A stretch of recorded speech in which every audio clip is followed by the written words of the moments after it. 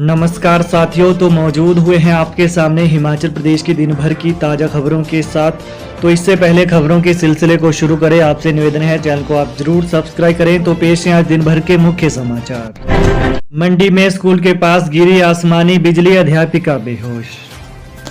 मंडी जिले के तहत बलह क्षेत्र की राजकीय वरिष्ठ माध्यमिक पाठशाला भंगरोटू में दोपहर को आसमानी बिजली गिरने से अफरा तफरी का माहौल हो गया।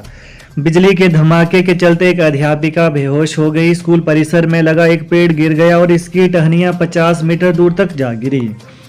बता दें कि हादसे के समय स्कूल में परीक्षा चल रही थी और 9वीं के 39 विद्यार्थी परीक्षा दे रहे थे, जबकि 43 अध्यापक मौजूद रहे। आईटी की एक अध्यापिका इस मंजर को देख बेहोश हो गई। उधर स्कूल में हुए नुकसान का जायजा लिया जा रहा है। एचपीयू के प्रति कुलपति ज्योति प्रकाश ने दिया इस्तीफा। हिमाचल प्रदेश विश्वविद्यालय के प्रति कुलपति प्रोफेसर ज्योति प्रकाश ने सोमवार यानी आज पद से इस्तीफा दे दिया। उन्होंने निजी कारणों का हवाला देकर काम करने में असमर्थता व्यक्त की है। सत्ता परिवर्तन के 3 माह बाद अब हिमाचल विश्वविद्यालय में प्रशासनिक फेरबदल होने लगा है। बता दें कि बीते दिन कार्यकारिणी परिषद में शिमला शहरी विधायक हरीश जनारथा को प्रदेश सरकार का नॉमिनी सदस्य नियुक्त किया है। प्रति कुलपति का पद खाली होने पर इस पद पर भी जल्द नई नियुक्ति हो सकती है। हालांकि पिछले कल ही ज्योति प्रकाश ने पद से इस्तीफा दे दिया था। आज उन्होंने राजभवन जाकर राज्यपाल को इस्तीफा सौंपा।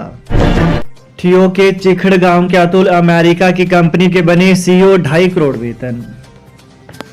जीवन में कुछ करने का जज्बा हो तो कोई भी मुकाम हासिल किया जा सकता है। कुछ ऐसा ही कर दिखाया है ठियो के चिखड़ गांव के अतुल शर्मा ने।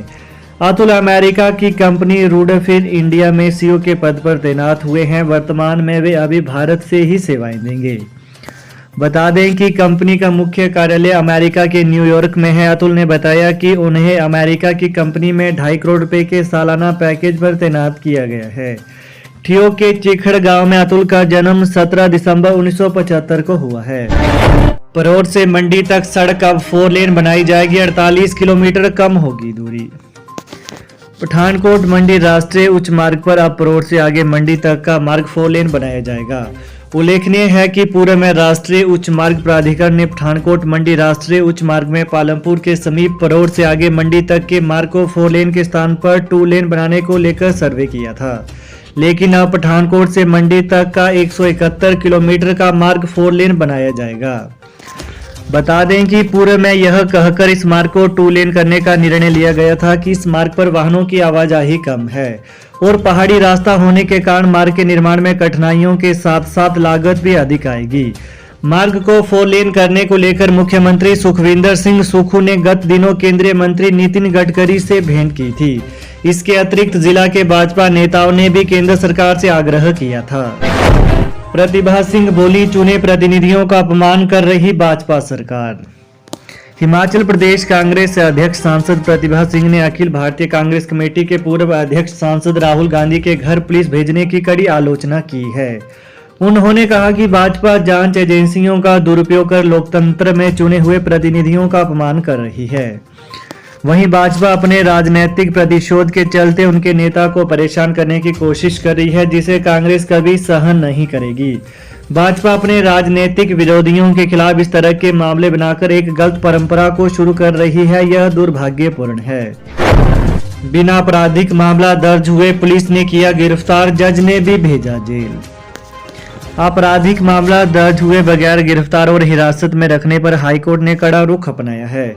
हाईकोर्ट ने सचिव गृह और पुलिस विभाग को नोटिस जारी कर जवाब तलब किया है। जेल भेजने वाले जज को भी प्रतिवादी बनाया गया है। कार्यवाहक मुख्य न्यायाधीश सबीना और न्यायाधीश सत्यन वैद्य की खंडपीठ ने मामले की सुनवाई 22 जून निर्धारित की है। याचिकाकर्ता बुद्धि सिंह ने अवैध हिरासत में रखने के लिए 1 करोड़ रुपए मुआवजे की मांग की है। बता दें कि मामले के अनुसार पंजाब नेशनल बैंक करसोग ने बुद्धि सिंह पुत्र कपूरू के खिलाफ चेक बाउंस की शिकायत दर्ज की थी। न्यायिक दंडाधिकारी करसोग ने बुद्धि सिंह पुत्र कपूरू के खिलाफ गैर जमानती वारंट जारी किया था। मामले की सुनवाई 20 जून को निर्धारित की गई थी। 18 जून 2022 को करसोग पुलिस ने याचिकाकर्ता को गैर जमानती वारंट की तामील की और उसे 20 जून को अदालत के समक्ष पेश किया। अमृतपाल विवाद में हिमाचल हाई अलर्ट पर सीएम सुक्खू का ऐलान, टूरिस्टों को नहीं किया जाएगा परेशान, पंजाब और हिमाचल के लोग भाई भाई। पंजाब में खालिस्तानी अमृतपाल सिंह को लेकर छिड़े विवाद के बीच हिमाचल प्रदेश को भी हाई अलर्ट किया गया है।